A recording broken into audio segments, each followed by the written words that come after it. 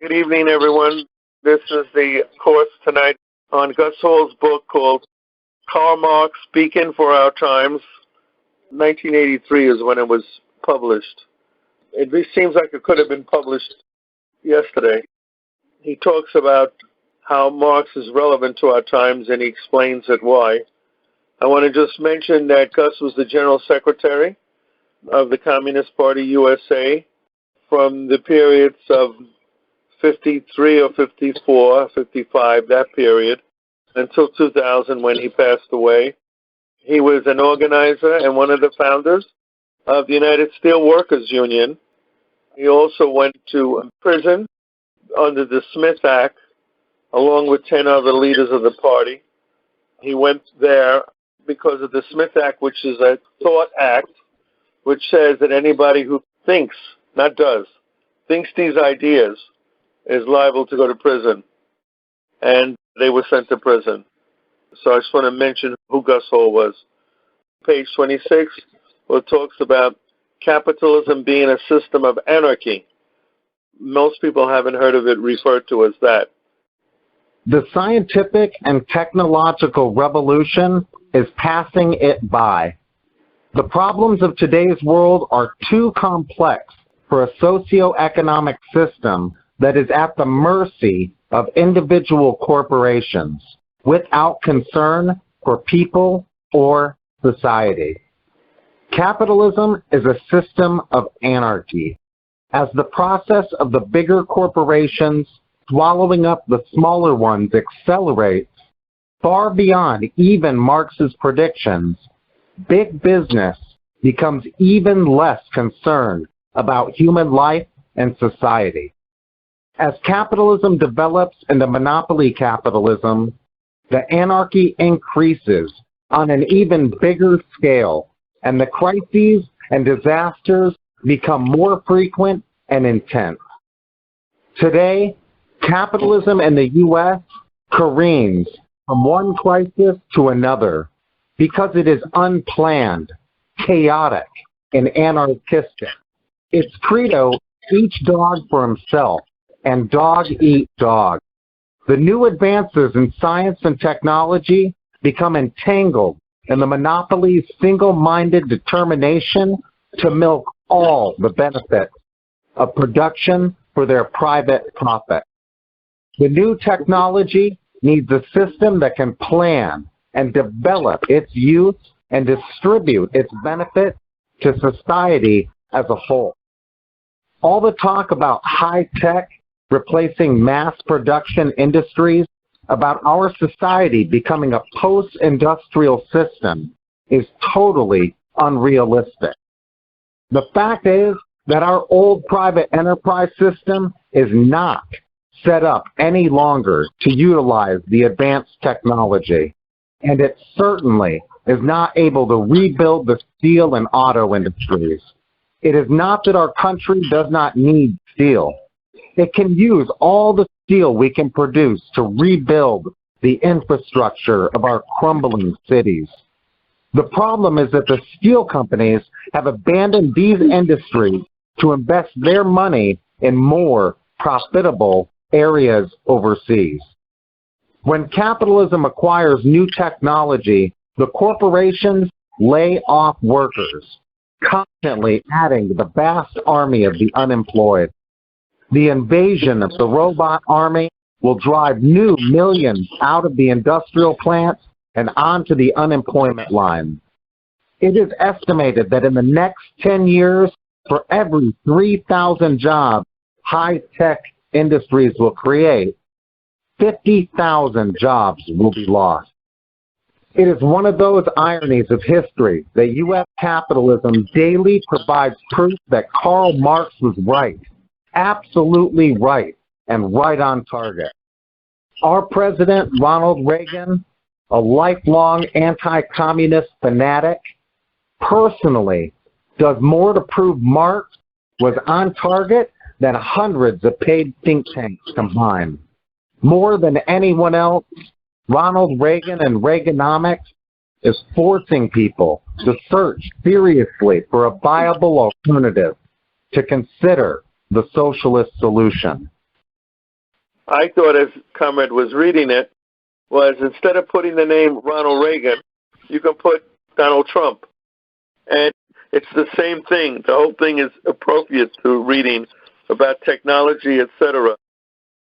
Since the Democratic frontrunners are working hard to be elected in 2020, do we see any of them critiquing the savage nature of state monopoly capitalism as elaborated by Gus Hall? No, I don't see that at all. I don't see that at all. None of them. The closest is far. Out of Bernie Sanders' mouth comes the word, we're controlled by Wall Street. So that's on the right road, but no analysis at all from Bernie of the monopolies, how the big monopolies swallow up the small. Is there a parallel between Alexander Kerensky of the provisional government, who was also championing the corporations, and Bernie Sanders? Social democracy, or as I like to call it, social fascism, is the far left capitalism, quote unquote, even though they dabble in the right wing.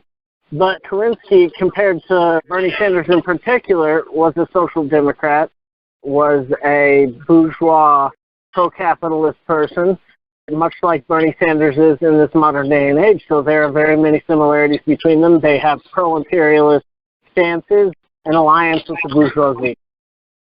I think there is a parallel there.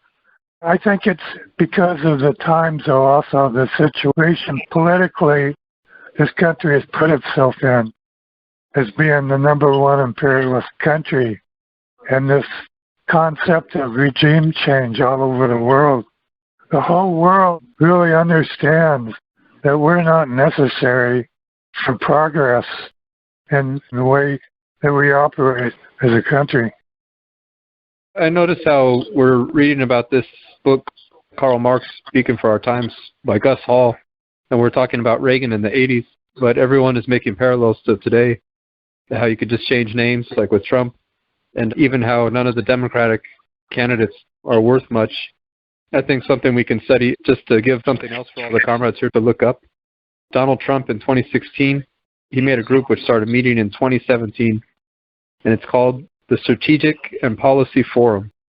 And basically, it's made up of a little bit less than 20 people who are like the CEO of GM, of Walt Disney, of Pepsi, of IBM, and of different banking things, of Walmart. I recommend everybody look this up. It's called Strategic and Policy Forum. So we could see the disconnect in our country, these seething masses, and then these gods of men who are ruling us. Thank you, Comrade. I just want to mention that the reason they call it a system of anarchy, I have never heard that analysis from non-communists.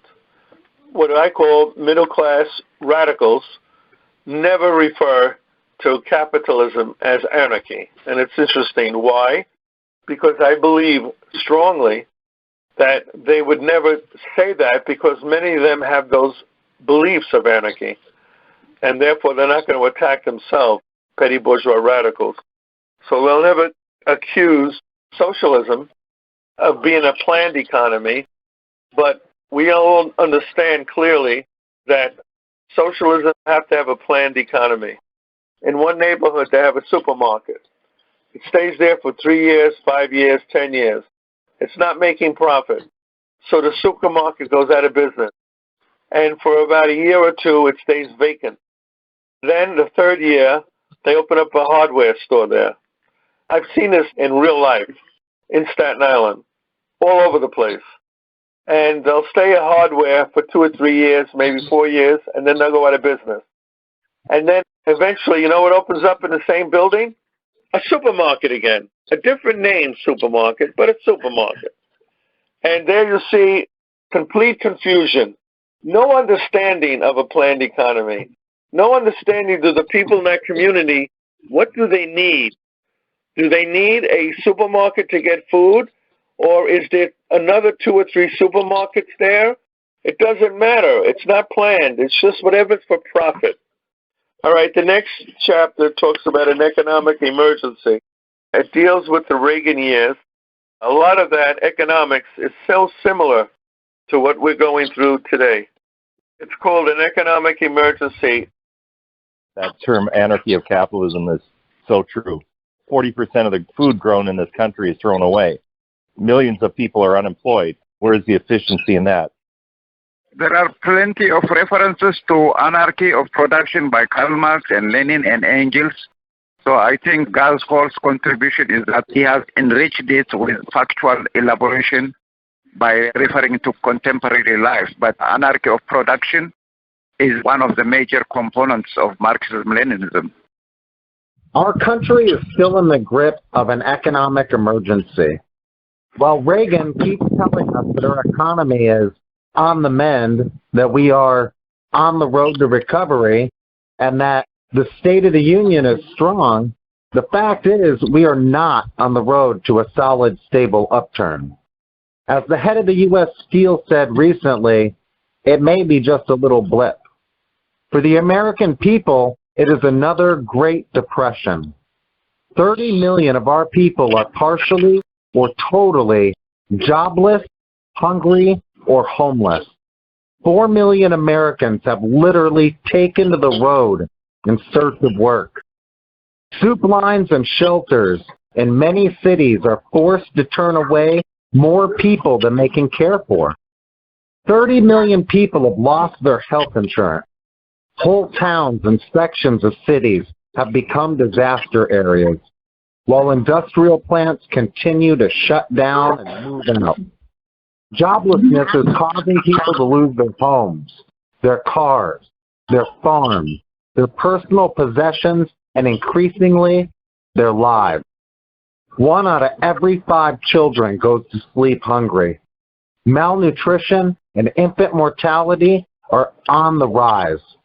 In Detroit, Youngstown, and Buffalo, these are on the same level as Honduras, one of the poorest countries in the world. Basic services are being cut to the bone. Programs such as health care, child care, summer and school lunch programs, education, Social Security are still under the axe. But the government keeps adding billions to the dangerous, wasteful, job-stealing military budget. Because our country is in such desperate straits in the midst of another Great Depression, the government increasingly becomes an arm of big business to more directly control and dominate society and our lives in their own selfish interests and their drive for maximum corporate profit. Increasingly, decisions are being made and policies put into practice that impoverish the people and enrich the rich. Marxism has the answers. The burning question is, why? Why does the Reagan administration and most of Congress relentlessly pursue these cold-blooded, anti-people policies that cause hunger, unemployment, sickness, misery, and death, with the constant threat of nuclear war? Is it that they completely lack human compassion and social conscience? Why cut funds for the immunization of children to protect them from disease, knowing many will be struck with crippling and killing diseases that were conquered by medical science years ago? Why are the oil and chemical monopolies permitted to lace our gas, heating, and fuel oil with lead and toxic chemicals? Why are they permitted to dump toxic waste in areas where people live, knowing full well these actions will poison and kill people, especially children, for the next 10, 20, even 100 years? Engels, co-worker of Marx, wrote about capitalism and ecology a century ago, and today Reagan calls popular concern about this issue environmental extremism. Is he not concerned about human life, about our future generations? Why the deliberate gutting of Social Security that cuts the only lifelines of the elderly, ill, and disabled? Have they no concern for our older generation? The O'Neill-Reagan Social Security compromise is a disguise, a criminal hoax on the people. With friends like O'Neill, who needs enemies? Why the cuts in wages, food stamps, education, rent and housing subsidies, Medicaid, Medicare, aid to families with dependent children, tuition loans, and almost every single program that meets people's needs and strivings for a measure of comfort, dignity, and security? Why do these planned, with malice, aforethought, inhuman policies continue without let-up? Is the United States really slipping so far from what used to be the richest country in the world? Is the United States becoming a nation that can no longer afford to provide even a minimum standard of living, a minimum safety net for its people? Has the United States really run out of the resources and money? From a Marxist viewpoint, that's unadulterated hogwash. The real answers to all these questions lie deep in the very heart of the capitalist system itself. It is a system that places corporate profits before the interests of the people. The double-barreled Reagan big business offensive against the people has a serious negative cause and effect and impact on the economy. Cutting paychecks, unemployment checks, Social Security checks, and food stamps means less money for buying consumer goods. Therefore, less sales in the marketplace, and less sales means less production and less jobs. In the last 2 years, the wage cuts and takebacks plus inflation have cut workers' buying power by another $200 billion. The new 5-cent tax on every gallon of gasoline, starting next week, takes another $5 billion. The grand total of $350 billion in cutbacks would have bought an awful lot of cars, homes, and groceries, thus creating millions of new jobs. But between 1972 and 1982, the real wages of U.S. workers declined 17%. That's supply-side Reaganomics. It just keeps pouring more profits into the corporate carburetors that are already flooded. The bottom line cost for the economic mess our country is in is the capitalist system itself. Capitalism is time-worn and worn out. It is overtired but refuses to give up. Capitalism is in the deep process of decay and decline. As with all phenomena of life, it is the victim of old age and the aging process. The ever-deepening economic, political, and social and moral crises we are going through are not momentary. The decline and contraction of capitalism is the product of an inborn, fixed, and law-governed process. In a sense, it is ironic that the U.S. developments that have followed the classical model Karl Marx projected, including high unemployment, widespread poverty, the emergence and rise of the huge industrial monopolies, the financial galaxies and conglomerates that now dominate, exploit, and control every phase of life in the United States. Okay, thank you. As you were reading, comrade, I'm saying to myself, things have gotten worse. When Reagan was around, the corporations were paying much higher in taxes. Now, they're paying much less. The issue of the military budget is the highest now with the current administration than it was with Reagan. Everything has gotten worse. Food stamps have gone down, etc. Anybody would like to ask any questions on what was just read? Like all good teachers, Gus lays out a very comprehensive explanation of problems, what the problem is. And without saying it, he calls for us to do an analysis of what is the reason for all of these things. Why is all this happening? The reason why it's all happening, in my view, is that there's never been an effective organized opposition to the right, to the people who are doing these things, to capitalism, since the 50s. And this has been combined with an all-out assault on the most effective brake on the capitalist system, which was the trade union movement. The trade union movement was severely weakened in the 50s and 60s, and also going hand in hand with that, the arms race contributed a lot, spending so much money on armament and not spending it on socially useful production. A lot of these problems, it exacerbates them. It complicates the capitalist market, because what it does is it creates artificial bubbles which make it look like there's a lot of profit in the system when there really isn't any. Okay, thank you, Comrade. I was speaking to somebody the other day about the Reagan era stuff and how things have gotten worse, and they admit things have gotten worse, but they claim that capitalism will sort it out, and as a nation we're still able to endure it.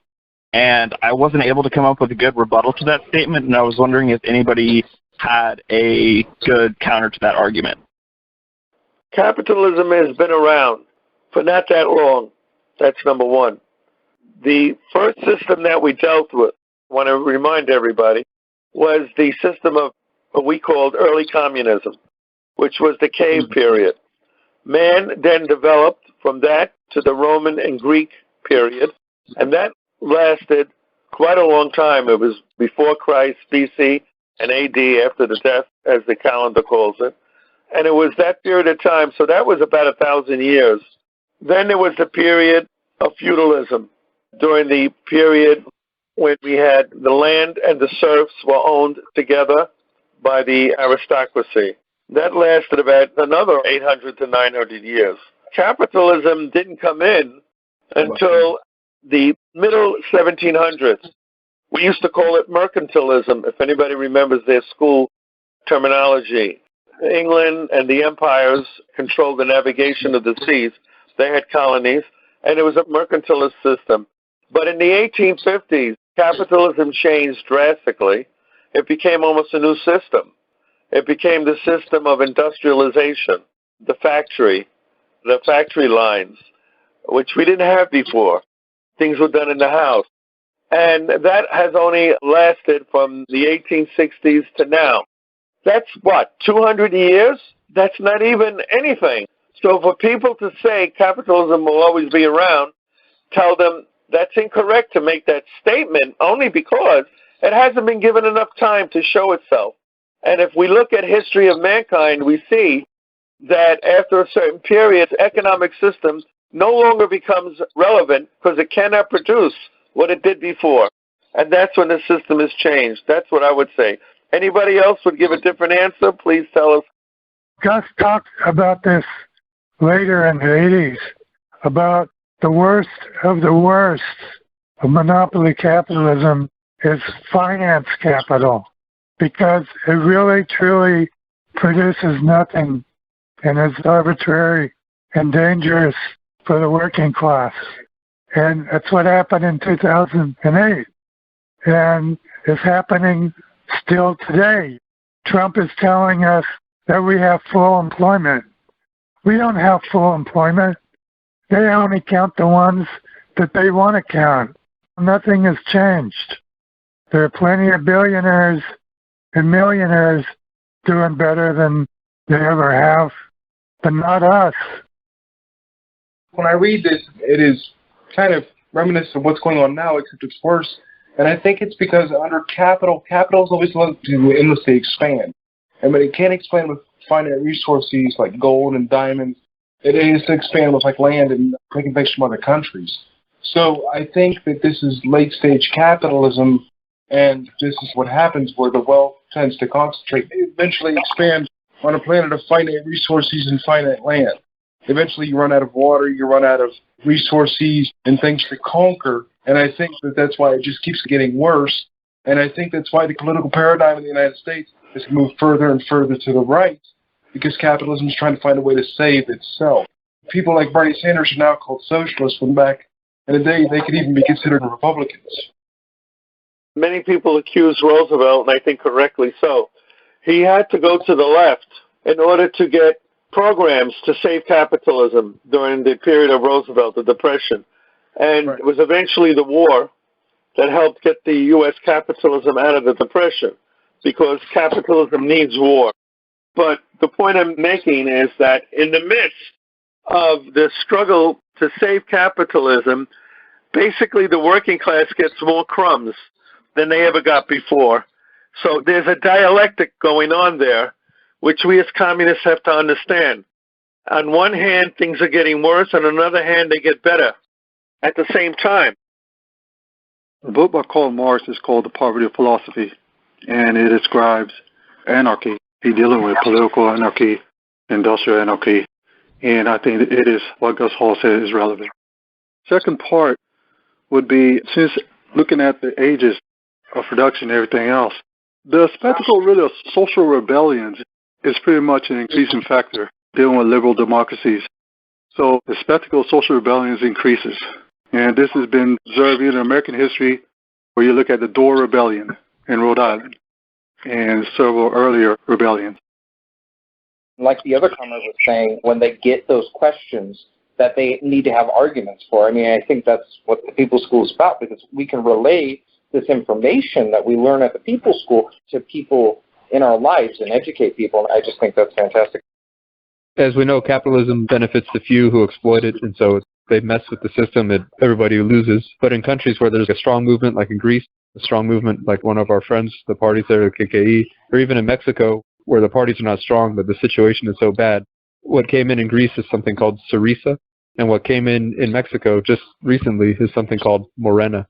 What these groups are, they're social democratic groups, definitely more so than Bernie. But what they've done is they've defended the system there, and they've worked with the capitalists. Even like in Mexico now, this president's doing our bidding, like with the immigration and so forth, basically deploying the non-existent government of Mexico to block these immigrants, and then also now participating in war drills with the United States.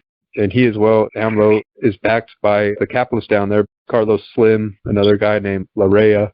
As I'd mentioned earlier, the same with the Trump presidency, how we have this, in Clinton, the same, how we have Trump creating this group of all these billionaires, of bankers like J.P. Morgan, the guy at the head of that, Jamie Dimon.